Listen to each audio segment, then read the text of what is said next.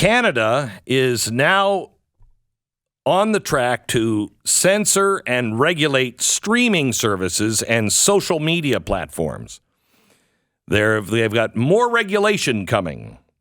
Podcasters are going to have to register now with the Canadian Radio, Television, and Telecommunications Commission. That's like our FCC. You don't want a regulated internet podcast council.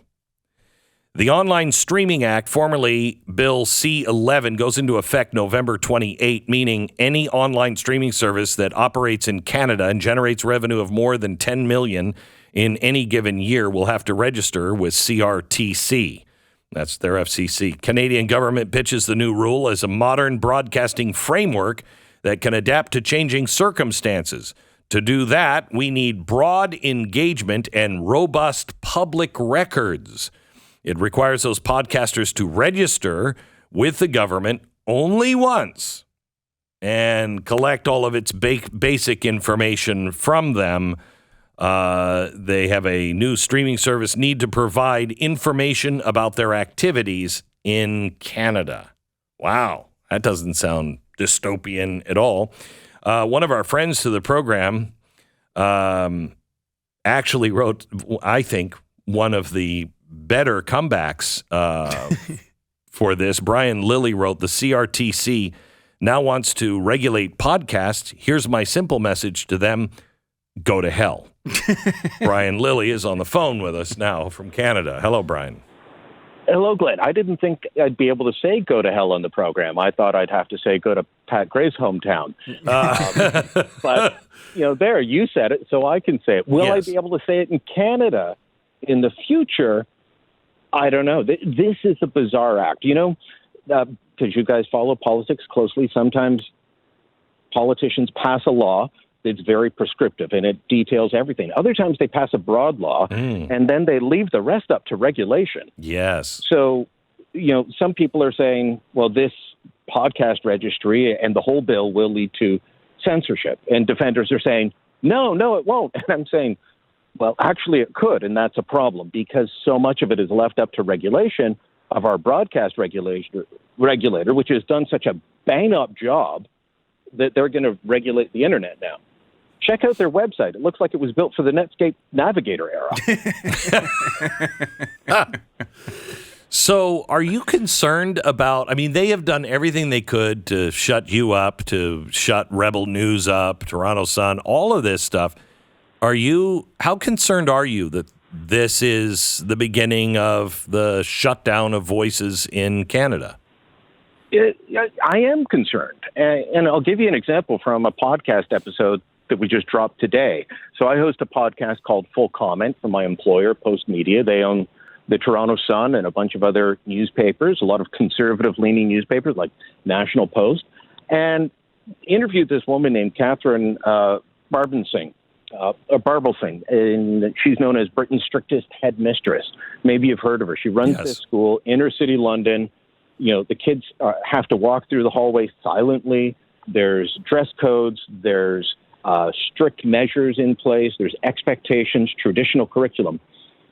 I tell you that's going to upset a lot of people in the education system in this country, just like it will with yours, people who believe there should be no rules, that the kids should be the center of everything, that teachers don't matter. If this was in place, somebody could complain and then that podcast gets taken down.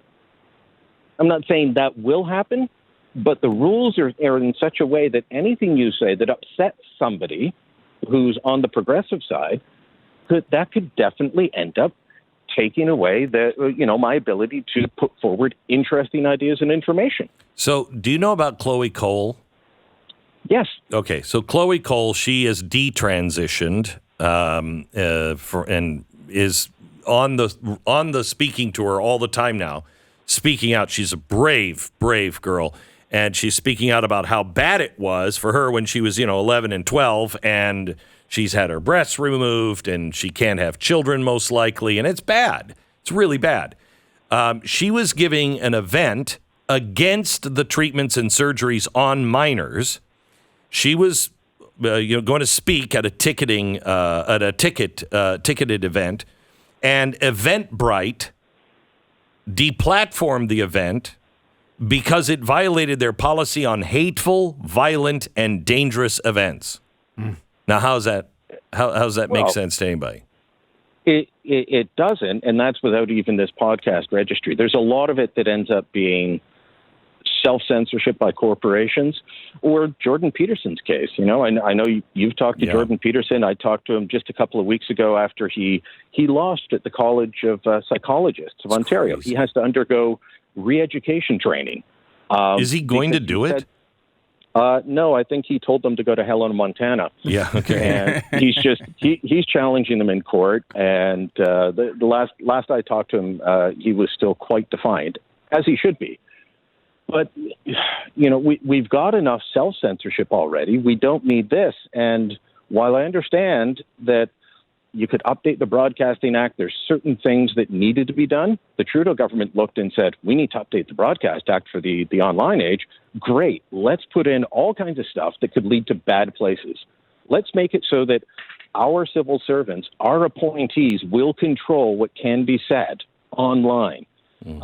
Because, they said they wouldn't control social media, and then they came right out and said, yes, we will if you're broadcasting. So if you're doing what Tucker Carlson does on X, and you start posting videos, you're going to be regulated.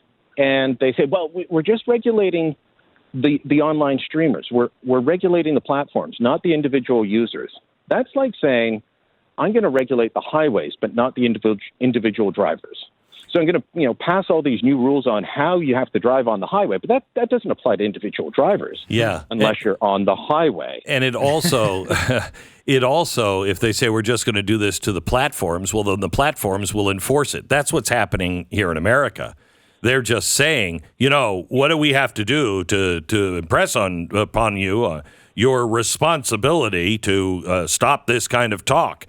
We can come up with some harsh regulations for you, and then they self-regulate and they go and do all of the butchery so the government doesn't have to. Sounds like a very similar thing. It really is. And back to Chloe Cole, who you mentioned earlier, we're having a big debate in this country over parental rights around gender identity in the school, and can a kid change their name, their gender, their pronoun at school, and mom and dad not find out? Well, this has been portrayed in our media as very controversial. But a poll out just a couple of weeks ago showed 78% believe that the parent should know. That's not a controversial position. The 14% who think mom and dad shouldn't be told ever, that's the radical fringe. That's where our prime minister is, by the way. You put all of that into this context of the regulators deciding what the rules are for what you can say online, we're in a very dangerous place. And so this is a horrible bill. I've been screaming about it since they introduced it. They went through a whole election and had to reintroduce it because it didn't pass in time. And the Conservatives really tried to get young people especially to be interested in this, and they couldn't be. We had our last election in the middle of COVID, and Justin Trudeau scared suburban moms into voting for him that if they didn't vote for him, we'd all get COVID and die, or not be allowed to have abortions with a gun at your head. I know you're busy. You guys up in Canada have to celebrate another Nazi, I think, today. Well, I'm sure we can find some. We can rustle some up. Well, you don't have to, because the Russian Disinformation League will provide them for you.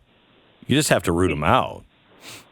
Of all the things for our prime minister to do, he's talking about Russian disinformation. He just gave them all the ammunition they need to sit there and say Ukraine's full of Nazis, because he had Zelensky applaud one, and then says, "Well, it's not my fault. I didn't do any vetting." It's kind of your job when you're the leader of the country.